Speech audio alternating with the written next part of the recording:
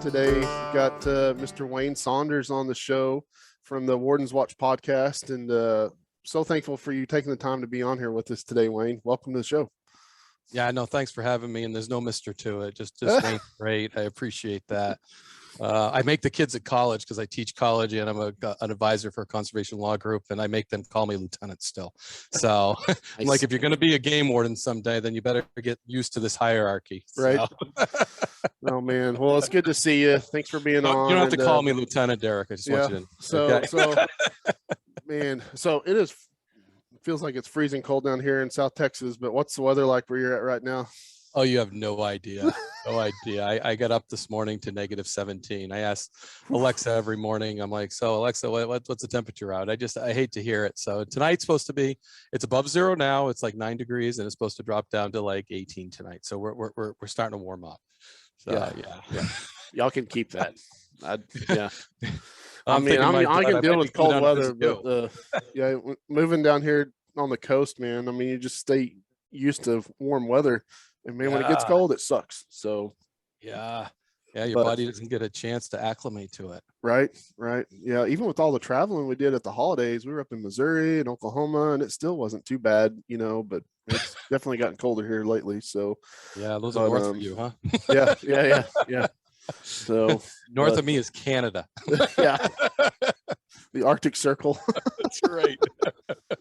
So, well, first off, I know some people probably recognize you from being on Northwoods Law and stuff. And I really, I had seen that show, obviously, watched that a bunch when it first came out, and being out here now, seeing the progression of all the different law enforcement conservation shows that have come out. We've got Lone Star Law down here now, and where I work, I get fortunate to work with some of those officers down here. But, I really want to kind of jump in and just kind of hear, you've got a new book out that I want you to talk about, but kind of your journey, growing up, what was it like growing up outdoors all the time, and what was your journey into law enforcement and how that all started for you?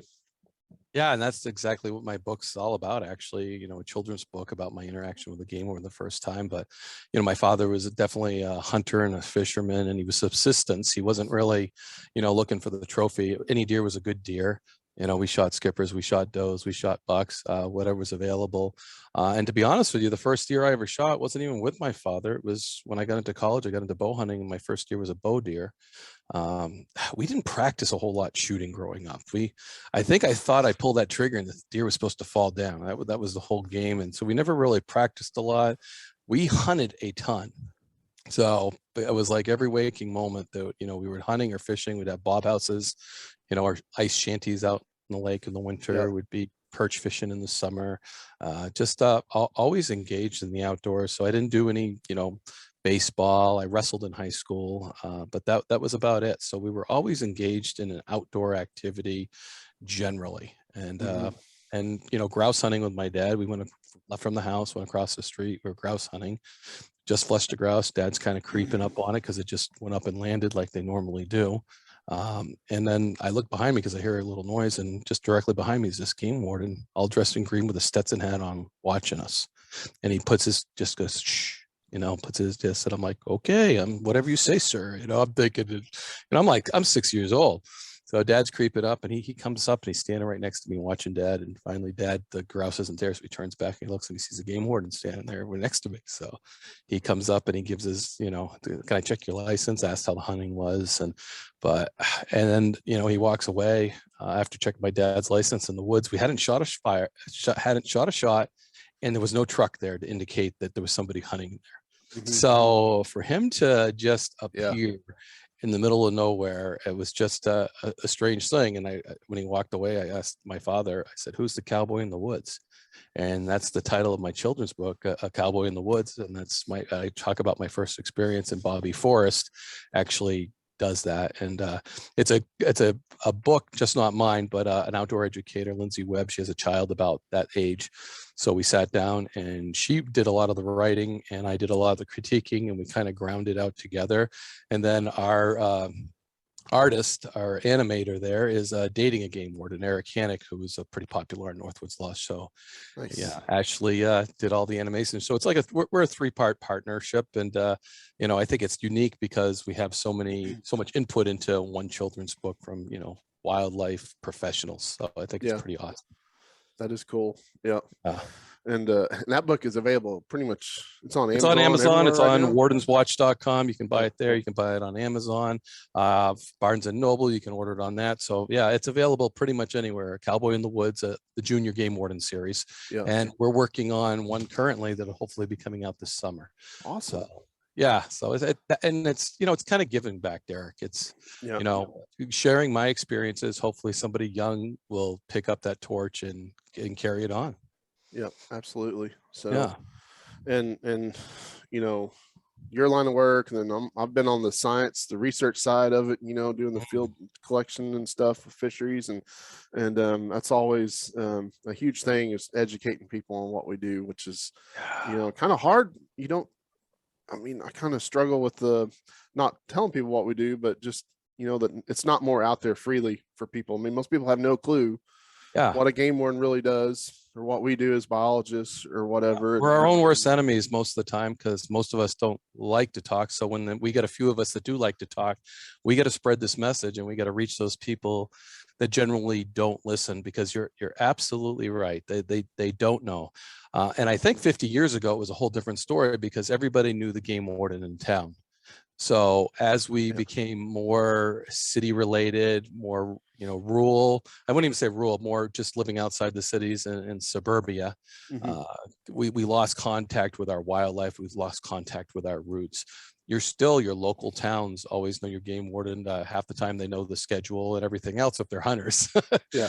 So, but yeah, we're losing touch. So we got to reach those people that generally don't. Northwoods Law, Lone Star Law, those are fabulous ways to reach the public. And I'm struggling with, I see that those shows may be going by the wayside. I will say that, because, Animal Planet hasn't renewed some of those contracts. So I'm pretty disappointed that isn't, they were like number 1 shows, number 2 shows, and to not up it because of whatever reason. I'd like to hear a reason. I'd like to say exactly why we're not doing it, and they haven't really come out and said we're canceling, because they don't want to do that, because it's really popular. There's a good fan club that follows that.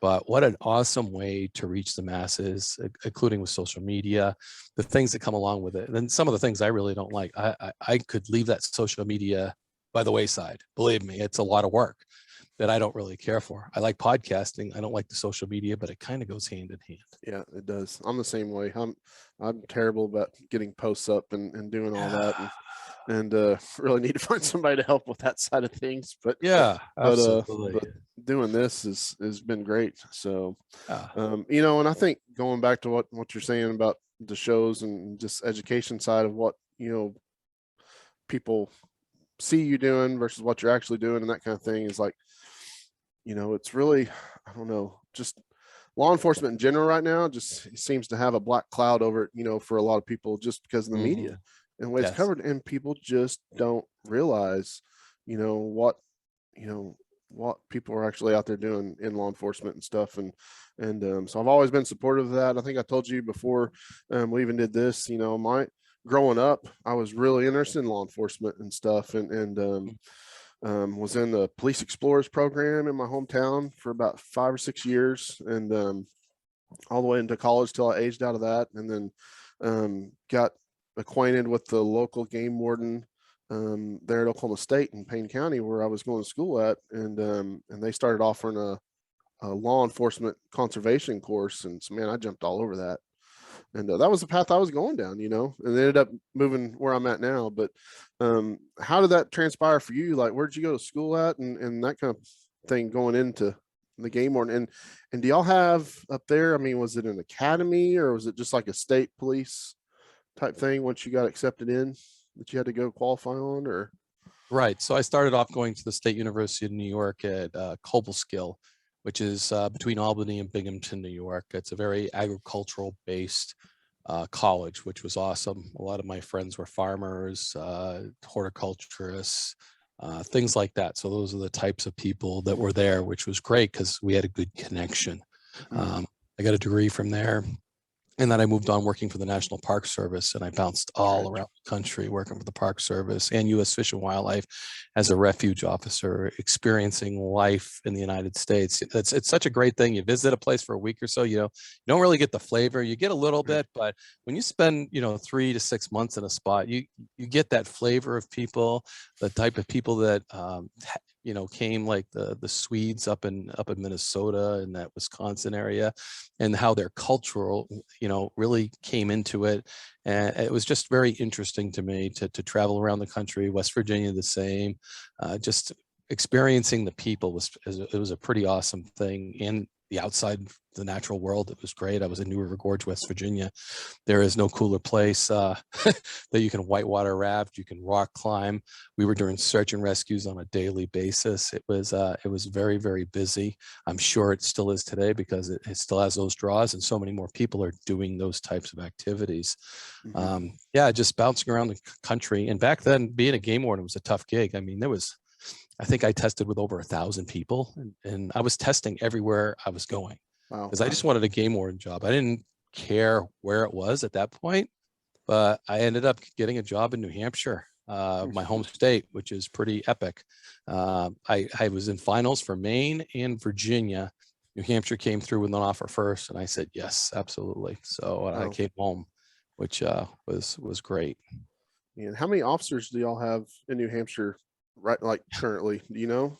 Yeah, it's like 42 or 43, and that's 42, counting 43. command staff. Yeah. So you got to take like 6 or 7 is out it, command staff, and it gets pretty thin. Yeah. Is it divided up in like by counties, like game It is for not. so many counties, or is it just regions? We divided the state in what we call districts. So Okay. there's 6 districts in the state. District 6 is a seacoast. District 1 is the most northern region where I did my career. And we divided up, District 1 actually is Coas County. That's what it is. But every other district has a couple counties, maybe sometimes 3 counties in it, because some of our counties are smaller. It's not like Texas, man. I mean, you guys. We got 9 in my county right now. So yeah, exactly. But how big's your county, man? it's pretty big with a lot of people. Yeah. And just, and you, I know you can talk to this, it's like, especially when you're on like the coastal counties, like where we're at. I mean, there's just so much to cover for you guys. I mean, with fishing and wildlife and just everything goes on. Commercial, recreational. Yeah. And then you go inland and you got, everything that's inland. You got hunting, you got wildlife issues with people. It's a lot to do, and you never have downtime. You're never bored. I don't think. I don't ever remember being bored as a game warden. Yeah. Yeah. And I don't know, it's like you're never off a day, are you? You're pretty much on call. Being a warden, you're pretty much on call 365. Yeah. Right? And if you're being a game warden, right, it's in your blood. So I took a case that on my day off, I got a tip, and I just went out and did it, and we did search warrants on it, and we seized, we never recovered the deer. We recovered all the evidence, bloody axes, bloody buckets. We never recovered that deer. We got a confession, but the old man would not give up where the deer went. He would not do that. So we charged him and we prosecuted him, but that was all on a day off. Man, that's crazy. Yeah. I never dared put in for that too. My lieutenant back then would have laughed at me and put it back in my face. But it wasn't about the money, it's about, that's what's doing stuff like we're doing. It's pushing it on. It's doing something for the environment, and you're passionate about it. There's something, the money is great. It makes you keep going, but it doesn't sustain you. It doesn't, for your soul, so to speak. I mean, I can look back and it was a very fulfilling job. My stuff I'm doing today is fulfilling too, but I think that's what I look for in a career, is something fulfilling. And that's what I think some people lack. But if they were all doing that, they'd all be park rangers, they'd all be game wardens, they'd all be. You think, we wouldn't have anybody on Wall Street, right? Nope. Nobody be working anywhere. So it's like you can hardly find anybody working at Walmart now. Anyway, everything's automated. I know. So I guess we don't want everybody to follow their passions. Yeah. Yeah, it would be tough. We get a lot of people and volunteer with us and stuff at work and through internships and things like that. And some of them find out real quick, like the field work is just not for them. They Yeah. think it is, and they think it's all dolphins and sea turtles. And then when we got to go out and get, slopping through the marsh and 2 foot deep mud and Yeah. dragging gear for 100, 200 yards to the shoreline and that. And they're like, nope, like I'm done. Yeah. Oh, I worked for a company that doesn't exist anymore, RMC Environmental Services. And I worked on the Susquehanna River, and we had a fish lift. So the first dam, the Conowingo Dam, the first dam on the Susquehanna River is a massive dam off the Chesapeake Bay. And they would take, it was a fish elevator, basically. It would create a flow, and all the fish would go in there. They'd go up, we would sort them, and then we'd put all the shad, everything that was traveling upstream to breed, we would put them in a truck. So the first few days, I remember getting in there with people with their master's degrees. There was a couple people in there with doctorate degrees that had never touched a fish before. That's scary, isn't And it? we're sorting fish, and they don't even know what they're sorting. We're looking, and you get all kinds of fish there. You get northern pike, which was kind of interesting when you get a northern pike, if there was any sides to them. But you just got all kinds of fish, and you had to take the fish out and physically put them down this tube to load the truck with fish. And all these people were highly educated, had never touched fish, and usually they didn't last but a day or two because they'd been writing papers about fish for so long they never actually physically touched. But back then it was such a competition to get a job. Everybody wanted experience. So we got that experience. And I moved on to the telemetry unit with those guys. And I remember they were discussing who to take for the telemetry. Everybody wants to be on the telemetry unit because you follow fish. It was a pretty prestigious job for a seasonal job. And they were like, they'd all worked with me before, and they're like, give us Wayne because Wayne works. Wayne works, wasn't about education. It was Wayne works. So Yeah. I think that's something that, needs to be followed through with our younger people today. And I think in the society, if you work hard, you're going to be successful no matter what you do. Yeah. Yeah. And telemetry, that's like I know what it is, but I mean, for people listening, it's a tracking system, basically. We would put transmitters in fish, put them right down their gullets. And we would take these little box antennas with a Yagi antenna, and then we would track them. And we would track downstream and upstream passages on hydro dams, basically was our job. But when I first got there, we were getting geared up to head up to a job. So they're like, Wayne, grab one of the antennas and stuff. And we're missing some fish out behind where our office was at Muddy Run. It was a pump station. So when things are cheap, electricity was cheap, they would pump all the water up in there. And when it was in high demand, they would drive it down and run the turbines and create more. So there's a huge, massive reservoir out behind there. So I'm all set up and ready to go. And I'm walking out with my Yagi antenna, playing with it and learning it. Well, we had a fish pit out there that was just where all the dead fish that we fill it with dead fish. So I walked by there and a beep, beep, and all of a sudden the signal's back there. And I beep, beep, turn around, beep, beep. I go right to the fish pit, and that's where it is. And I'm like, oh, those guys are jerks. And I'd worked with them for over a year. We were pretty friendly. I walked in there, and I hadn't been gone but 15 minutes. And they were like, hey, well, I thought you were going to go out and find those fish. I said, I found them. You guys are a bunch of jerks, And they're like, what? I'm like, those transmitters are in the fish pit out there. They're like, are you kidding me? I'm like, no. So that was a shock to most transmissions, especially back then. And we're talking 30 years ago. Those were expensive things.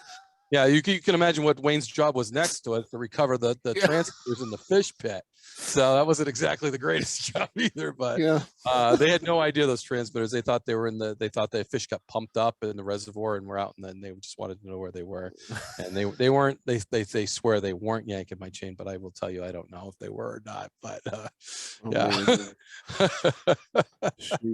we had we were working up in Northeast Oklahoma one time and doing some electrofishing surveys when I was in school, and I remember we were in the really deep part of this channel. It was all on private land, and there was a beaver stuck in the section we were in, and we could not get him out of it. And I'm talking, the water would probably be about 20 foot deep, and he kept going down and getting below some rocks and some brush he had down there going into his dam area, and we could not get that sucker out. And I don't know what he felt like after we got done with our work, but I'm sure he got lit up a little bit while we're in there, you know, and Yeah. just like, man, this is for your own good. Just try to swim past there, and then you come back in here later. But Uh, you but seen him? thanks for clarifying, Derek. When you talk about telemetry, that's one thing as a podcaster I sometimes forget to do. I forget to, because we talk in our language that we Yeah, understand. We forget that what people listening to don't understand, and that I'm really glad you clarified that. I'm trying to do that more often, especially right. with acronyms and stuff. You know, when we start. Oh no, I'm terrible about doing the same thing, talking about Yeah, fishing but to techniques our or something like listeners to that. Yeah, explain that, it's epic because they said the whole time, you know, they forgot what we said, you know, 3 sentences down because they're still yeah. thinking, what the heck is a Yeah, telemetry? it's cool. You know, down here working with like Texas A&M and Galveston and stuff, like they've got a bunch of research projects where they're not using telemetry per se in that nature, but they have sondes set out across the bay system to track fish movements, and they're going in acoustically doing a surgery on fish, implanting an Yes, acoustic tag now, which is the most common yes. thing, and Hmm. they can track these fish. It doesn't affect them any, and track them. You know, track them Right. all over the bay. You know, looking at spawning migration, just like what you were doing, and it's Yeah. been a huge deal looking at flounder down here for us because flounder is one of the Oh, species that's really hard to really know their true life history and stuff, just because we know they spawn offshore, sometimes over 100 miles offshore, and you can't get data on fish that do that hardly at all. So, you know, right. just know where they go. So, um, it's pretty cool seeing all the different techniques that they're using now. So, Yeah, it's amazing what science, how far it's come. Like you said, I was, you know, just like the great whites and stuff where they migrate, where they breed, you know, they're doing the yeah. same type of thing that you guys are doing with flounder on them. And it's fascinating that we didn't know that before. And now we're finding out Oh, all this yeah. information. Yeah. Just, it's really neat. Science has come a long ways and the technology keeps increasing, you know, where we were radio collaring moose and, you know, and then we're figuring this stuff out. It's good. I mean, we're figuring out. I don't know if we can help them all the time, but we Right. can certainly try a lot more than we could. Some things that still disturb me, though, I'll tell you, is we built all these hydro dams, you know, way back in the turn of the century, and we didn't think about the fish that migrate up and down the rivers. We Mm-hmm. destroyed the Atlantic salmon on the East Coast, and now we're building windmills, and it irritates me because, again, we didn't look at the science, and we're finding out there's all kinds of, you know, migratory things, whether it's bats or birds that use these ridge lines that are getting killed. And they always said it wasn't getting killed because all the predators are figuring this out, and they're, you know, the foxes are hanging out underneath the windmills, wax Yeah. a bird, they go grab their bird and they go back and eat it, and they're getting all fat. And, you know, it's also bringing, you know, predators to higher elevations. So all the stuff that we should have done beforehand, and we all of a sudden we're all into windmills. Yeah. Yeah. And I'm like, here we go again. We did that at the turn of the century with hydro. Yep. Yeah. And I think one of the things that's been in the spotlight here recently, and I just had Robbie Kroger on the show a couple weeks back, and we were talking about it quite a bit, was you know, the use and ban of trail cameras now. And Mm, man, if you're into hunting or anything in the outdoors, I mean, that has been such a huge thing the last 10, 15 yeah. years. And now the cell phone trail cameras where you can just, I mean, I've got two at my deer lease. I mean, I get them twice a day. You know, I can see what's coming and going. And I know from a hunting perspective, it's awesome, but I know that had to be a huge resource for y'all in law enforcement, you know, as evidence, I would assume. Absolutely. Yeah. Yeah, no, trail cameras. I've made many a case, using their trail cameras against them, as well as our own trail cameras on them. Mm-hmm. Yeah, it's been great. And the other thing, it tells us when the hunter's there. So if you get a cell phone signal and now you know the hunter's there, that helps us out because Yeah. now we can go in and scoop the illegal bait or whatever that. And I don't, yeah, it'll be interesting how the laws are written, whether they affect law enforcement or not. I think law enforcement will still be able to use them to catch the bad guys. It's just going to be, and we have restrictions in New Hampshire. If you have a cell phone, one, you can't hunt 24 hours after you've received the data for that. So, Oh, wow. yeah. So, and we started early on, we had problems with bear dogmen. They would have it and they'd see a bear on this bait site and they'd go grab their dogs and off they'd go hunting Mm-hmm. compared to what they used to. So, you know, with laws, it's pretty interesting. Laws will never keep up with technology. They just can't. Mm-hmm. It's changing too fast and legislators can't. So, but they address biological stuff, but social stuff as well. So, and where we fall on that tier is very different. So if we all did it biologically, then we'd have to do some data. Our population's decreasing due to using of trail cameras. Now, are they decreasing because of, instant trail cameras? And we could get all that data and compile it and create a law. I think this is more based on a lot of social, but maybe those, Arizona, when they banned it was Arizona, right? That banned Arizona and then Utah just did something, but I'm not sure the Utah did specifics that. on that. That was very, very recent. Yeah, so I'm not sure what because it's either one of those things. It's biological or it's social. So, or it's a social perception. So those are the things that gets changed. And one lawmaker can enter a bill and sell that bill to a legislator and get that passed.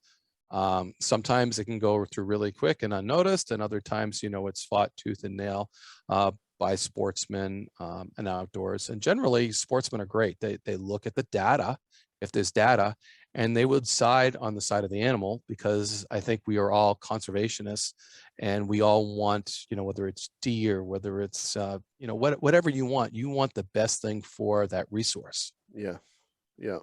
And going back, was talking to Robbie a couple weeks ago, we talked about, just the use of it, and there's, it's a very effective tool, and it's not an efficient tool, because you still have to go out and make that kill. Absolutely. And whatever, if you're going to harvest an animal or not, but it does make it more effective for people, especially when they have limited time to go in the outdoors and do, a lot of people can't get off during the week and go hunting. I mean, they're only a day and a half on the weekends to do that. And then I don't know what it is like in New Hampshire, but I know when I was talking to Aaron Merrill, who's up in Maine, I had no idea y'all couldn't, or they could not hunt on Sundays, I believe.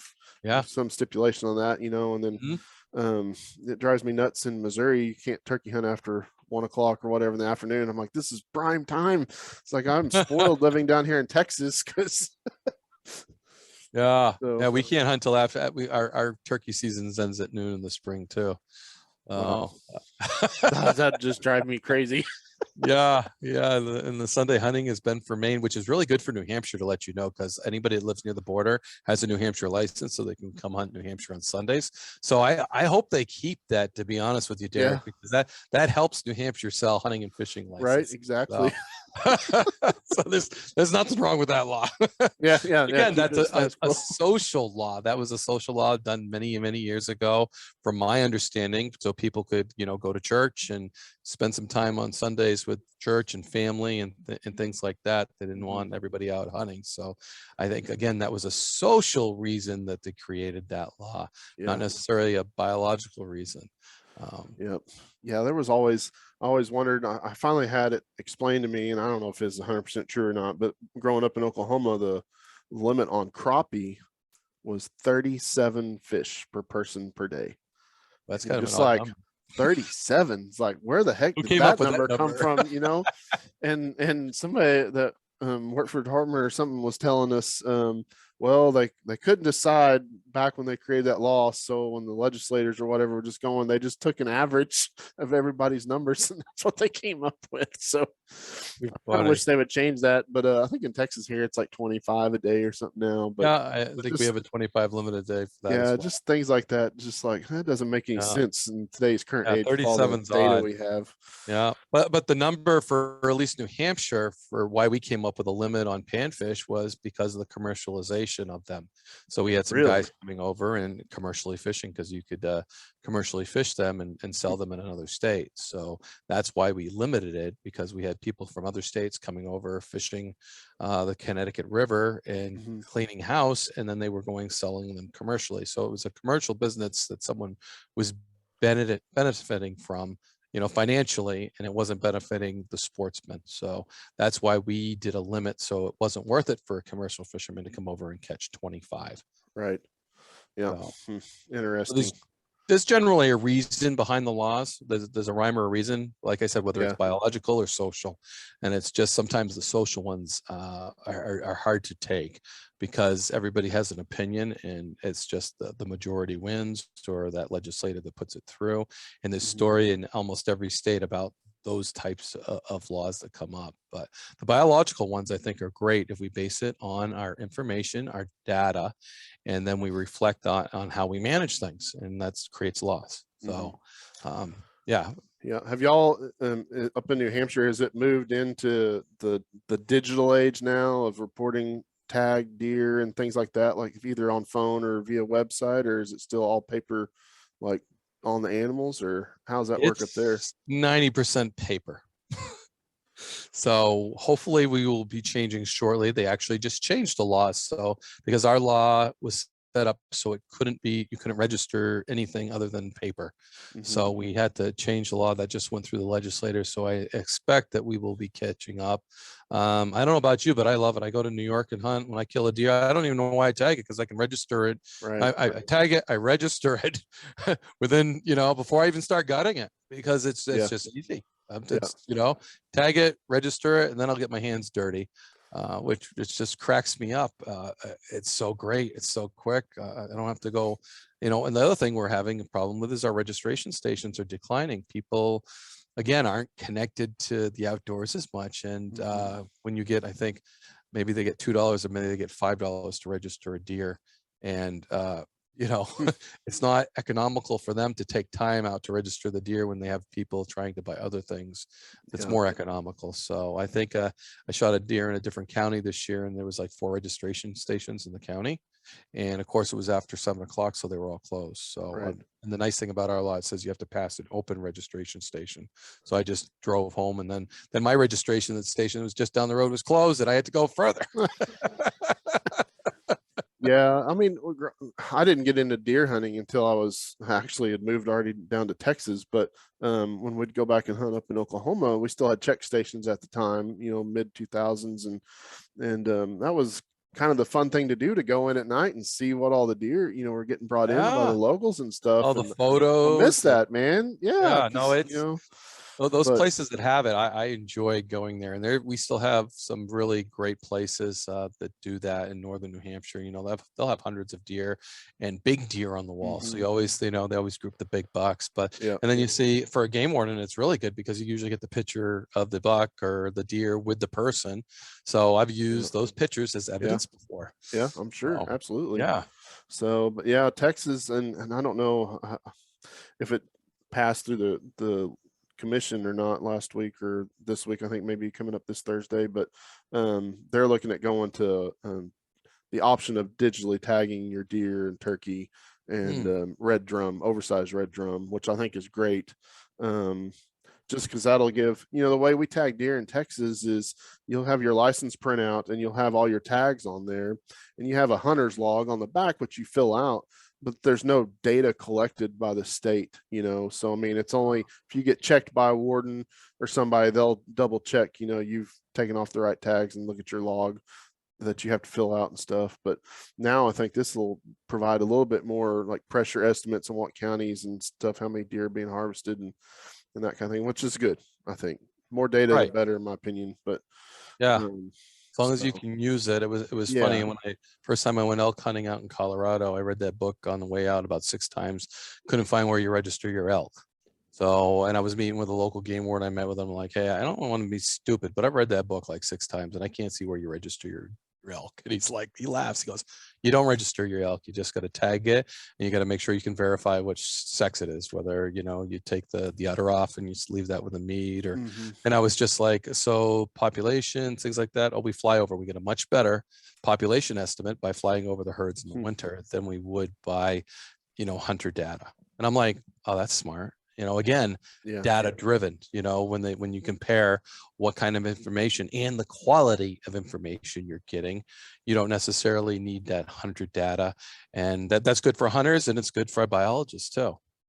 Yeah, absolutely. So I think I got lucky and got to go to Wyoming on a pronghorn hunt one year with some buddies from Nebraska. And he told me, he's like, well, when you shoot one, wherever we clean it at, and we got to take pictures of the gut pile and everything, so we have evidence of that. And sure enough, man, we hadn't been back to the vehicle site for more than 10 minutes, and here comes the game warden and checked everything out. We had everything lined up, showed him pictures, and he's like, you're good to go.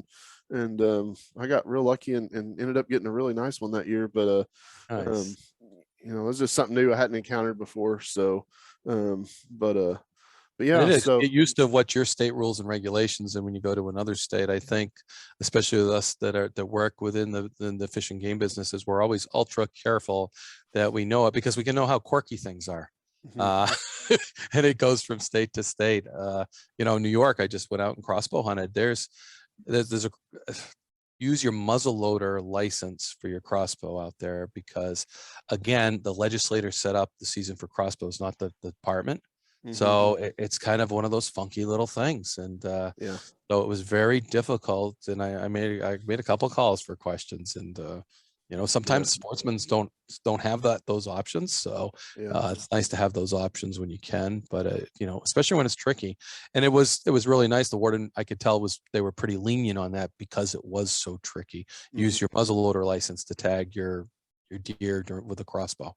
Yeah. Which different. Yeah. Well, let me ask you your opinion on this, through your career. Cause you see a lot of it on the TV show side of it now. But what was your decision making when coming across somebody where you had just odd circumstances come about, difference between issuing a citation and issuing a warning? I know it's different for everyone. It is. It's a gray area, and everybody's gray area is very different. And what I've learned, and I think most game wardens through their career learn this, not all, I think there's some that don't. The gray area is based on interpretation, and you become very good at interpreting people and their intents sometimes. And sometimes you may have a history, so you know their intents right off. And I'll give you a couple examples. I checked a guy, first buck, I believe, and it was a nice big 8-point he was dragging out, and he was right to the truck when I checked him. And I looked down and I didn't see a tag on it.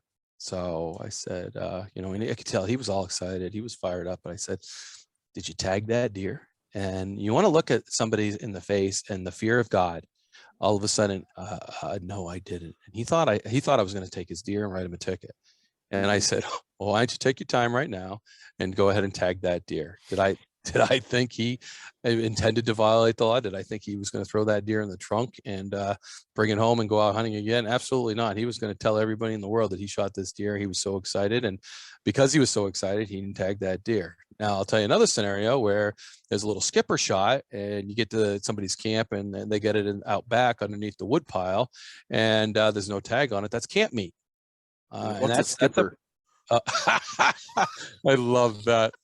It is a yearling deer. Okay. And that's what we call them in New Hampshire. Now, I'm not sure if Maine will call them lambs at time, but they certainly understand what we call them, skippers. And that's something I grew up with. And to this day, I call a yearling deer a skipper. And yeah, I never heard that. Yeah, That's awesome. I wish I could tell you, Derek. Yeah, it's something very, very regional, I believe. But that's what we call them, skippers. And so, yeah, yearling deer was camp meat. So, and that's throughout the Northeast. That's probably in deer hunting camps. That's probably, if they don't mind bending the law, the first doe, the first skipper comes in as camp meat, which is an untagged deer that they don't register or anything. So, so that would be definitely a ticket with no black and white, because I know the intent. Right. And that's what you got to try to figure out, I think, is the intent, especially with a new hunter that violates. Duck hunting's another thing. There's a ton of rules that can be broken in duck hunting. So that's why again, I don't duck hunt, man. I yeah. discern a wood duck from a mallard flying through the air, I don't think, and just don't want to take that chance. Yeah, well, as a warden, I brought my son out his last year of youth duck hunting this year, and I have never been so nervous in all my life. He had 5 ducks, and the only thing he could shoot was a Drake mallard. And so, I mean, and there's all kinds of ducks flying around, Derek. There's all kinds, and so I am sweating, and he knows that. I'm like, yep, it's got to be a Drake. Make sure it's not in a group. Make sure it's out. Make sure you identify it as a Drake mallard. and the first flock flies over, and I can see, it's a big group of mallards, and they're all tight. And I'm like, and I'm sweating. I'm like, don't pull up, don't shoot, because he's pulled up, and I'm like, don't shoot. And he doesn't shoot. I'm like, okay, that was good. Second flock comes by, again, it's pretty dang tight, and I'm like, oh, don't shoot. He's up and ready. He lets those pass. The third flock comes over, and there's a Drake mallard on the outside edge. I see that, bam, dead. And I was like, oh, thank you. because there is nothing more. I mean, I just hate to make that call. Yeah, brought my kid out youth hunting, and he over limited. He got 2 hens, or he dumped 2 ducks Yeah. in the last shot. Yeah, no, duck hunting is can be one of those things that can be violated very easily. There's a lot of rules and regulations, specific shots, plug guns, limits, identification of on the wings identification, shooting them. And then even once you get them, you don't throw them all in a pile with your 8 buddies. You got to know whose ducks are what and where. Yeah. Yeah. I think it's getting better. There's a couple states experimenting with like a 3 duck limit, and then you can shoot anything. It's just 3 ducks. So you can shoot technically, I think, 3 mallard, even if they were hens. It's like Nebraska, I believe, and I can't remember the specific name because there's only a couple states that are experimenting with it. And it's because of hunters and trying to recruit hunters into duck hunting, and they know the complications thereof it. So rather than having a 6 duck limit, they reduce it to 3, and they throw the identification out the window. Right. Great idea. I hope it works, and I'm interested to see how that goes about, if other states adopt it or how that's going to go. Yeah, I've heard about that, and that seems like the way to go too. In one species, they've looked at similar regulation proposal, which has never been officially proposed yet, but was the battle over the American red snapper down here in the Gulf of Mexico. Just so many federal regulations, and the season's just been tightened down to where there's almost next to nothing. I mean, we had like 5 or 6 days out of the whole year a few years back. That's all you could go out and catch, and then you could only catch 2, but people would call them so they could get bigger fish. You don't want to drive 80 miles offshore, then you catch 2 15-inch fish when you want a 25-inch fish. And so they've talked about making that so like you just keep the first 2 or 3 or whatever, and it'd be interesting if something like that passed, just to see how it would affect the populations and just reduce the bycatch issue, I guess, of that. Yeah. So because as a management, that's why there's slot limits, because we're trying to manage. We want to keep the breeders, that type of thing. And the same with white-tailed deer. I mean, we want you to shoot does, we want you to shoot fawns or skippers or yearlings, because that's in the management plan. And hunters that don't do that aren't helping the management plan. If they're always shooting a buck every year, right, skipping those other things, that's the management plan is part of it to help that bucks, help that herd. And that's why we got to be doe killers, we got to be skipper killers, because that helps manage things. And then a slot limit too helps managing, because we're targeting maybe the unproductive, when they're in that phase, or they're at a point where they haven't hit production yet, and we want to keep the productive things. So that's why slot limits are in place in a lot of different places, as well as management tools. Jesus, some states you got to shoot a couple does before you shoot your buck. What a great idea. Yeah. But then when you're out there hunting, you see the big buck, and you got, I haven't shot my 1 doe yet. I'm like, so. Oh yeah.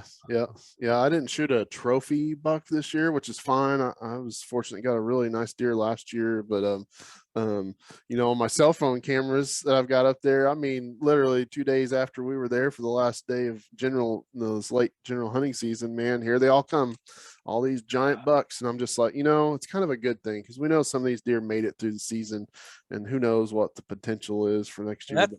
That's another good thing about the camera, is that inspires you to get back out there. I remember the first trail camera I ever got, I put out there, and that was back when there was film in them. You probably don't remember that. But anyways, I got this picture of this deer, and it had tines that were like 9 inches straight up, but it was only a 6-pointer, but it was the tallest tine. And just to know something that was around my house like that, boy, did that make me go and not necessarily hunt where the picture was taken, but hunt the area, just to know that deer was in existence. It just inspired me to keep going. So I think there's a lot to trail cameras. The cell phone ones here or there, it's hard to enforce, like our laws, 24 hours. How do you figure someone hasn't hunted within 24 hours of getting that information? That's a very difficult thing. You actually have to do search warrants on their phone, search warrants on the camera.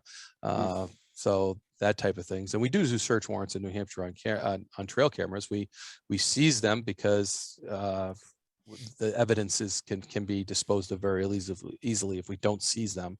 But then when we get them there, we just don't look at them. We write a warrant to our local judge and ask to look into it. And these are the reasons: it's an illegal bait, there was a trail camera on it, there's crimes there. Because once you have that camera, there's the exigency is gone. Now you can write a search warrant because that information isn't going to change anymore. It's in your possession. Now to look at that stuff, we get the judge, and it was just, we never had a case that inspired us to do it. It was just, I think it was good management on our part to know how this would go. If we had a good case and then we lost it because we didn't do a search warrant, we wouldn't want to do that. So now we'll seize the camera on an illegal bait or something like that. Then we'll do search warrants. Then we'll look at it and see if any of the evidence collaborates what we have. But I've got some epic photos from trail cameras. One guy during the interview, that's not my bait, that's not my bait, that's not my bait. I have an actual picture of him dumping out donuts. I mean, physically, face. I mean, and it looks like the camera was sitting on him, and it was close, and he never saw it. And it took some awesome photos of him. And I slid that picture across that, and he looked at that, and it wasn't, it was like, how did you get that picture? It wasn't that was me. It was, how did you get that picture? And I just said, the CIA lets us have access to the satellite surveillance satellites every now and then. So we have a window of about an hour, and you just hit it right. So we had a drone following you around for the last month. Hey, some guys will believe that, Derek. That's the crazy part. Some guys will believe that. So.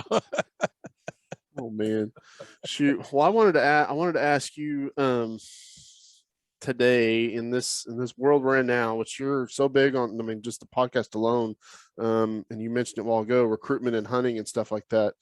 What has been y'all's best way of looking at recruiting future wardens, and what is some advice for, so I know a lot of people, even people that I work with currently that want to go into law enforcement, but we work with a lot of youth down here in the high school age through a camp that we put on every summer, but what is some advice and words of wisdom you could give us to somebody that's really wanting to do this for a career? Yeah, keep your nose clean. That's the biggest thing, because, when we do these background investigations, we're going to look at your social media. We are going to look inside and outside, and in New Hampshire, we do a polygraph as well. So we are going to try to get that. So the cleaner you can keep your nose, the better off you are in the long run. And if you have done something, admit it up front. Admit it up front. And sometimes you forget about what you're doing. It comes out in an investigation and say, I totally forgot about that, and be honest. I mean, that type of thing. As a background investigator, I loved investigations. I really did. And I took these background investigations just like they were investigations. So, they'd give me all the lists of their friends and everything. And I'd start there and I'd say, so do you know any of his ex-girlfriends? And boy, did I get some incredible information out of ex-girlfriends, because all your buddies know your ex-girlfriends. So I would just get names and towns, and I do my own research and find ex-girlfriends and talk to ex-girlfriends about them. And one in particular, he became an officer. Boy, she hated his guts. And at the end I said, is there any reason why you wouldn't want him to be a law enforcement officer? And she goes, oh, I want to say yes in the worst way.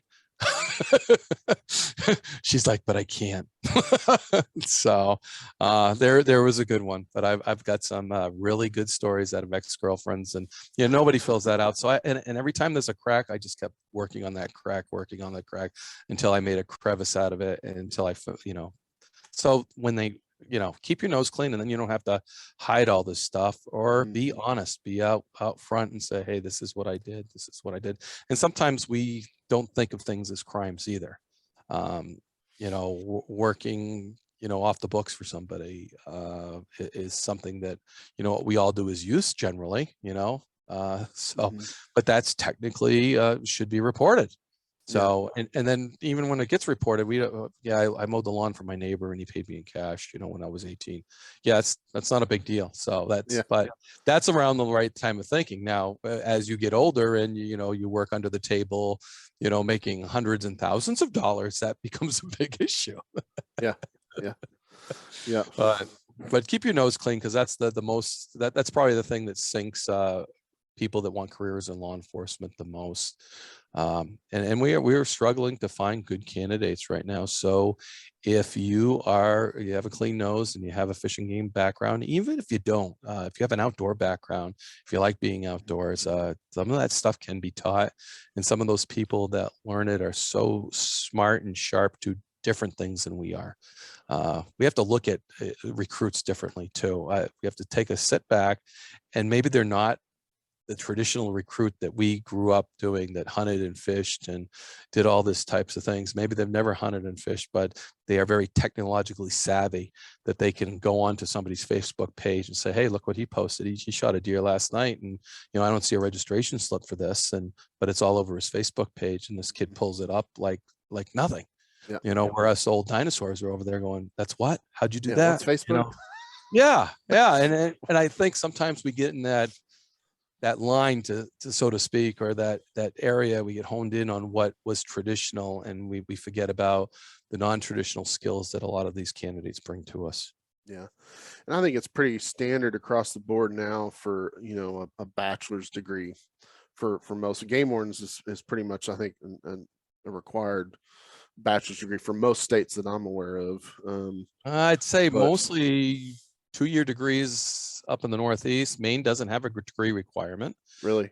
New Hampshire has a 2-year, Vermont has a 2-year, Connecticut has a 4-year. I think Massachusetts may have a 4-year too. So yeah, you would probably, if we counted them down, there's probably more 4 years than there are 2 years.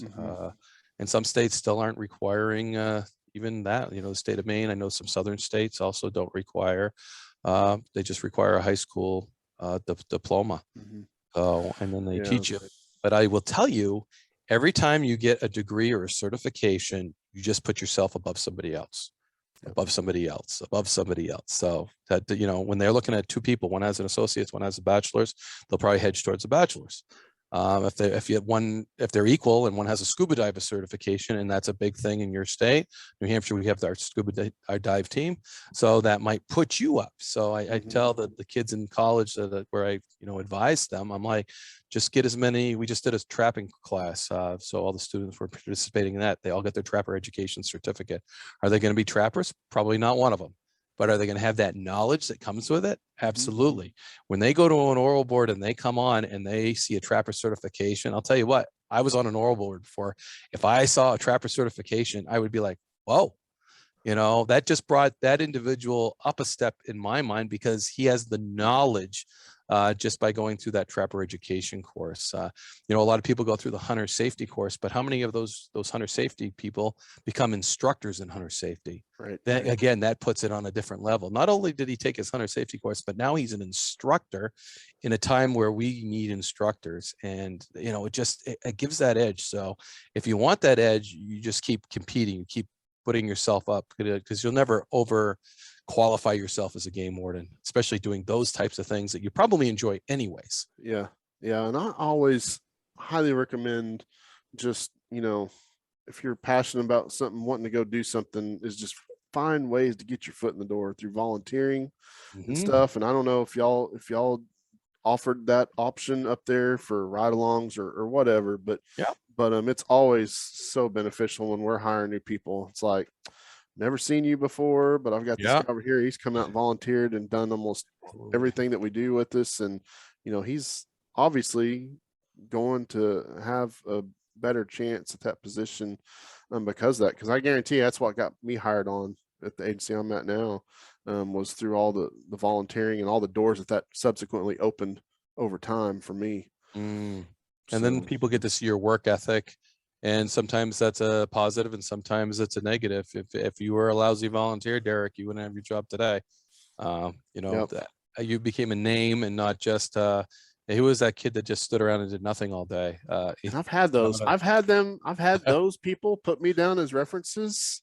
And then people call and ask about them. And I'm just like, I can't not tell you. It's like, it's just, we had a lot of issues, with their work ethic or whatever, and it come back to bite them. And I'm not doing that to be rude, but they just gotta be honest. They just really weren't cut out at that time for that line of work and stuff. But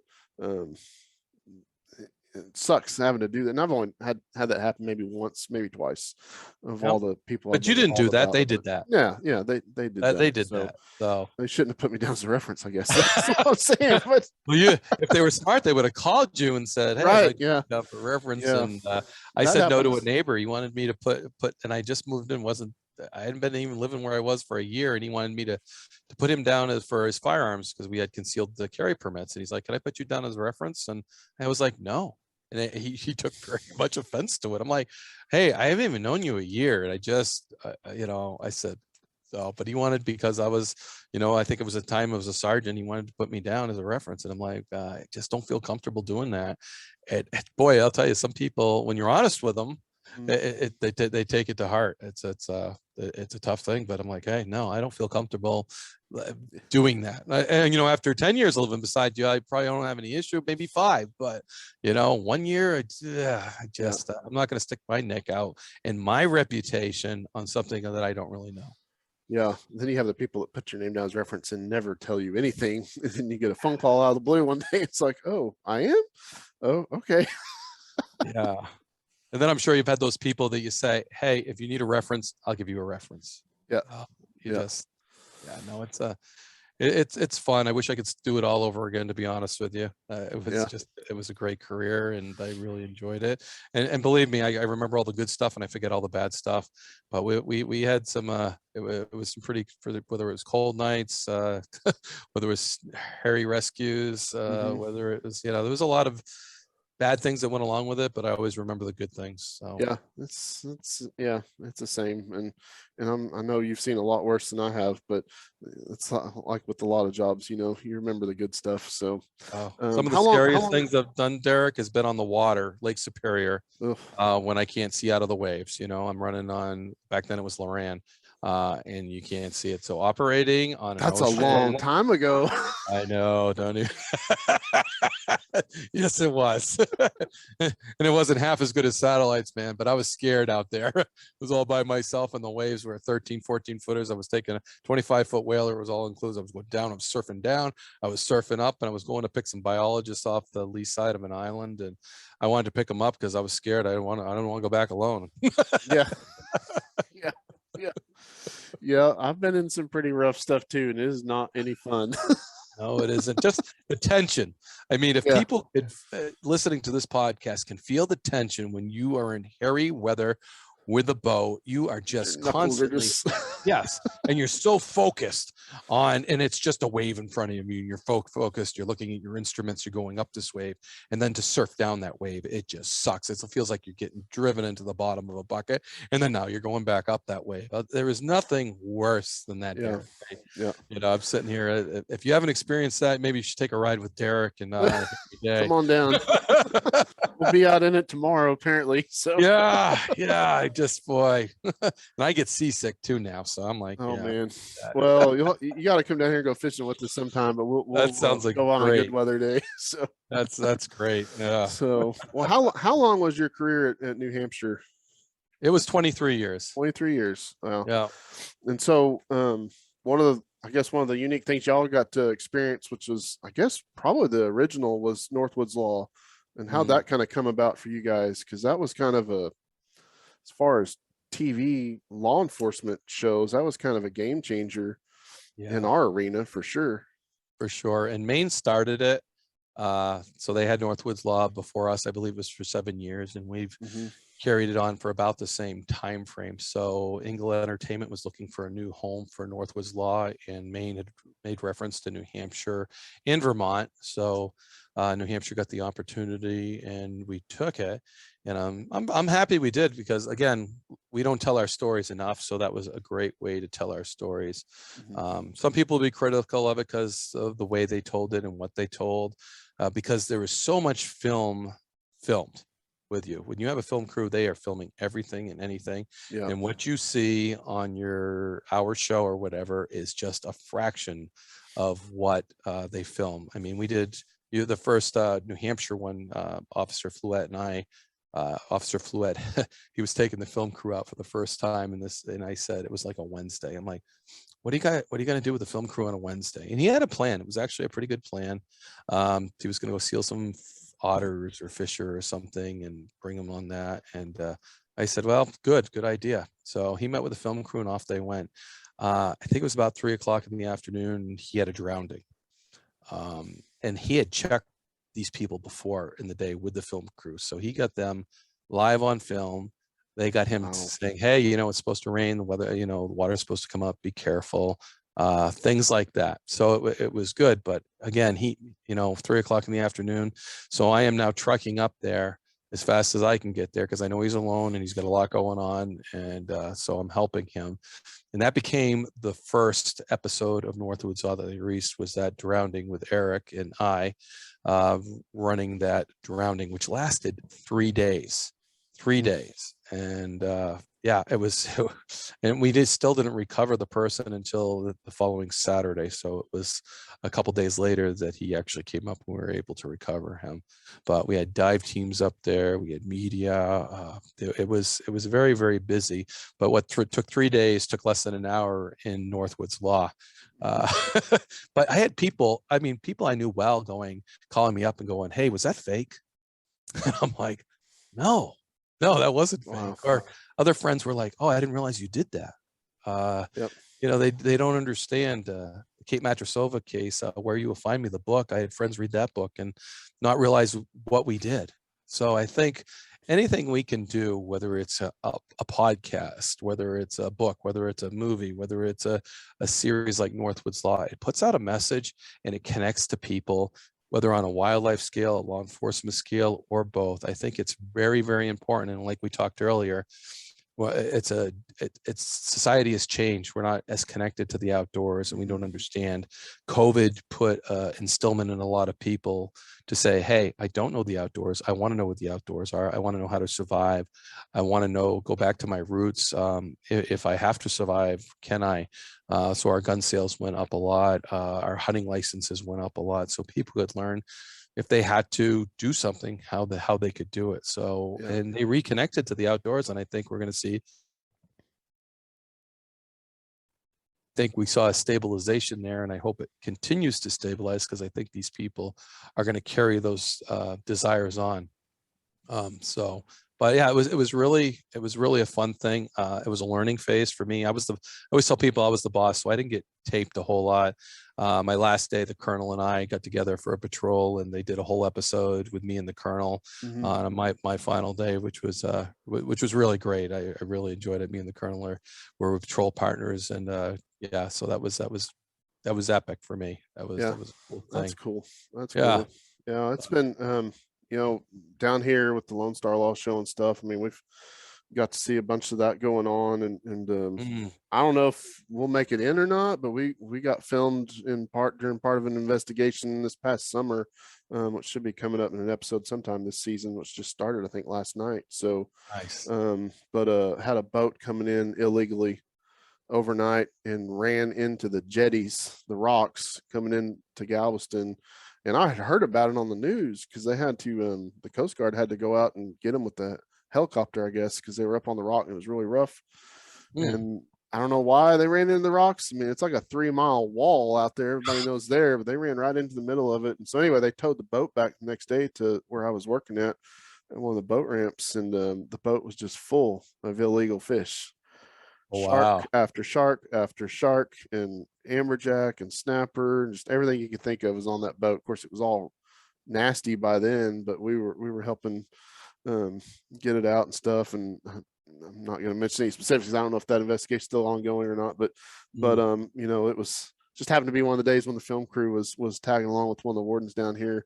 And awesome. So we were in the, I guess, the right spot at the time to help. So it'll be interesting to see. The kids get a kick out of that, seeing Dad on TV. So yeah. But yeah, and that's a lot of evidence to get on, because they have to document all of those illegal things, whether it's photographs, especially if it's bad.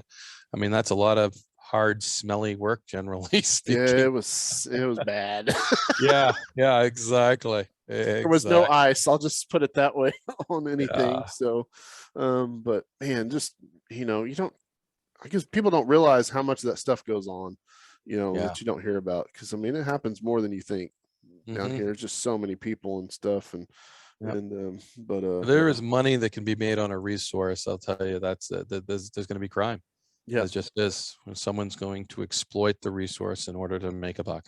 yeah, absolutely. So, well, I know going with the Northwoods Law and all that stuff, but you morphed after you retired into this podcast thing that you're doing now currently, which is where I know you more from, and which I think is awesome. Highly recommend everybody going and subscribing and listening to all that. And how did that come about? I mean, I assume you were looking for something to occupy your time and kind of continue what you were doing.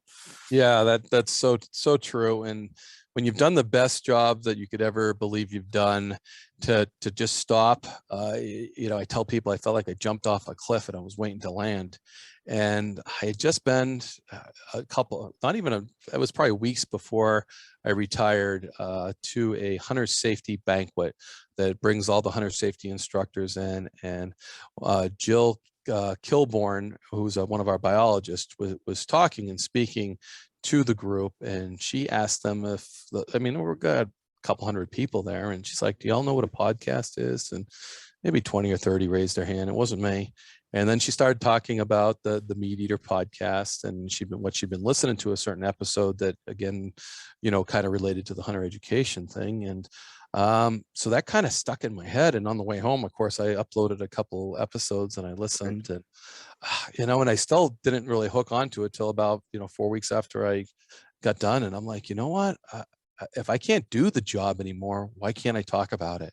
Mm-hmm. And will that give me enough fulfillment because I had the best job in the world? Now I'm going to talk about the best job in the world and talking to people that are doing the best job in the world, and help connect people to game wardens, cases, and things like that. So that's where I got it, and I enjoy it. It's kind of funny. Some not all the ones do I enjoy, but for the most part, 90% of it I really enjoy. Hearing those stories, getting those stories out, and letting the general public know there's access there and they can hear the work we do. Yeah. Because it's necessary. It's interesting. Some of the stories I've heard, Norm Lewis, it's his birthday today. Happy birthday, Norm. He tells the story about the LL Bean buck. I don't know if you listened to that one. That is the best. Yet. Oh my goodness. They got donated. LL Bean donated one of the bucks they were getting ready to get down their display. It's a full mount, LL Bean deer. Well, one of the wardens that got it, well, they used it as a decoy right away. Well, the guy that ran it over with a truck had actually seen that deer in LL Bean, and it said that's the LL Bean buck there, and it was in fact the LL Bean buck. So wow. That's one of those stories that to tell that I laugh. I think it's great, and Norm's a great storyteller, and just the facts that we were there, and that LL Bean buck was in LL Bean one day, and the guy saw it. The next day he's running over with a truck in the field, and it looked just like that LL Bean buck. Well, guess what? It was that LL Bean buck. So, well, how the heck did you and John Norris get hooked up to host this together? Yeah, we were at a conference together. And we just kind of hit it off, and he's West Coast and I'm East Coast, and to get that connection. So it just seemed like a natural thing. So I said, hey, why don't you jump on board with me? And so we host the Warden's Watch, and we do the Thin Green Line together, which is people outside that actually support conservation. So we do the Thin Green Line podcast, and Warden's Watch is becoming kind of a little platform. I'm going to be doing a new one called Warden's Watch Wild coming up, where I'm going to be interviewing biologists about animals. Cool. And I think it's a pretty cool thing too. It'll be a little shorter, a little more specific, and so Warden's Watch has got all kinds of things on it, from the Thin Green Line people to support it, to game wardens, to now hopefully coming up in biologists, and I got a few other projects in the works too. So that's awesome. Yeah, I'm creating too much work for myself. I was going to say that's what I'm hearing. You're going to be busier now than when you were working full time. I know, so. And with doing the college thing, and I cut back to one class. So, but I'm also got a new job as the coordinator and advisor for the conservation law program at White Mountain Community College, which I'm really enjoying too. It's passing it on. It's inspiring the next generation. It's kind of like podcasting in person. Yeah, that's cool. That is cool. So, well, I know you've had a really long, great career, it seems like, and just continuing that on what you're doing now. And you know, one of the things, you know, we talked about before, one of the podcast series you did was on the Colebrook case, and I don't want to dwell on that, but I mean, it's a very, I mean, gut wrenching story to hear about what all transpired that day. But I would highly recommend people going and finding that series and listen to that. But I don't know if you want to just kind of mention kind of what all that entailed and kind of how that changed your outlook and on your career and stuff. And I mean, you were almost killed that day. Yeah. Yep, I And was. And so 1997, I was shot in the line of duty by a guy named Carl Draga, who had already killed 3 people, 2 state troopers and a judge. And a 4th person, Dennis Joes, who was tried to stop his killing spree. So he had already killed 4 people. Radio communications, and I'm sure a lot of people that listen and are involved with radio communications understand, isn't always the best. So the radio hadn't got out that he had killed 4 people, because I was only working on one radio, the county at that point, so we didn't put it up. So I encountered Carl Draga. He actually, and I didn't know what he had done. All I knew it was a stolen state police cruiser. I pursued him into another state, the state of Vermont, where he set up an ambush for me under a trestle that only one car can pretty much fit under this trestle. He wasn't a dumb man. He was at the back of the state police cruiser he stole. He put a state cruiser Stetson on, and he had an AR-15. And when I went underneath that, knowing something was wrong, that, you know, I always tell people, and I'm a big sixth sense guy, that sixth sense, you know, we don't have 5, we have 6. There's something in your intuitivity that tells you something's wrong. And I always tell new guys, if something's telling you wrong, believe it. Because even if it's not wrong, guess what? You're going to react as if it's wrong, and you're going to probably take a precautionary way to do it. So, but when something doesn't feel right to you, go with it. And that day it didn't feel right. Something was good. Something was going on. So I kind of slowly went under there. And unfortunately, even slowly, there was a guy there with that Stetson looking at me, posed with an AR-15, and it just boggles your mind when you see something that you don't understand, that doesn't make sense to the mind, to see that somebody pointing a gun at you that looks like a trooper. And then he opened fire, and his first round went through the windshield and hit my badge. When my badge was embedded into my chest, but the round was ricocheted into my bicep and out my shoulder. So I was able to put it in reverse. And I didn't really go back fast at first, but there was a store right there, and it was a nice warm August 19th day. And I yelled at the people at the store to get out of there because, and I said some profanity too that I won't say, but, and just as I got that out of my mouth, I was taking on more rounds. And I used to have this gun as a kid that had a ricochet sound to it. It went, pew, pew, and that's exactly what it sounded.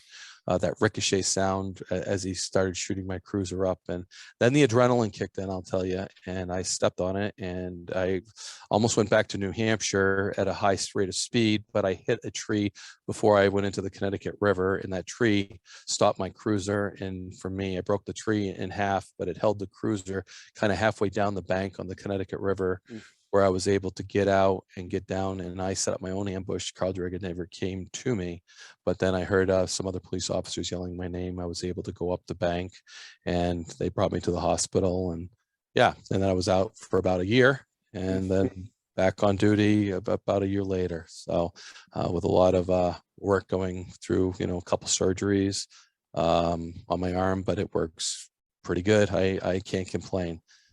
So yeah, that's it in a nutshell. They killed Carl Draga that day. He set up more ambushes for more police.